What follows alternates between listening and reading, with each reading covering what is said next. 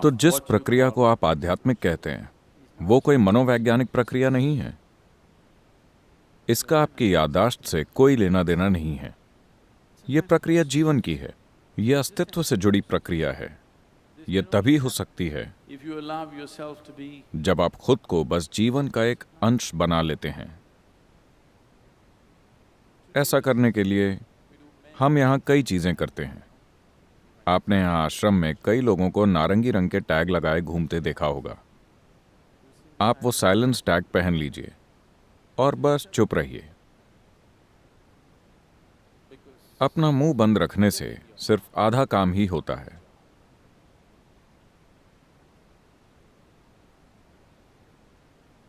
मौन होना तभी संभव है जब आप खुद को बहुत ज्यादा महत्व नहीं देते हों। अगर आप खुद को कुछ समझते हैं, अगर आप सोचते हैं मैं स्मार्ट हूं, तो आप चुप कैसे हो सकते हैं? आप ही बताइए। अगर आप सोचते हैं मैं स्मार्ट हूं, तो आप चुप कैसे रह सकते हैं? अगर आपको एहसास होता है कि आप असल में मूर्ख हैं, आपको इस अस्तित्व में कुछ भी नहीं पता, तब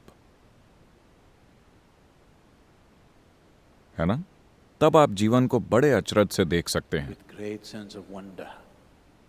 मन में एक भी विचार आए बिना। अगर आपको लगता है कि आप हर चीज के बारे में जानते हैं, तो आपके दिमाग में एक्सप्लेनेशन और कैलकुलेशन और बकवास चलती रहेगी। अगर आप एक चीज देखते हैं तो हजारों विचार शुरू हो जाएंगे, है ना? आज आप इस सत्संग में पूरी तरह से मौन होकर नहीं बैठे हैं।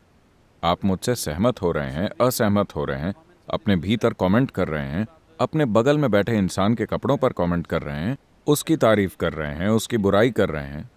सब कुछ चल रहा है। क्या मैं गलत हूं?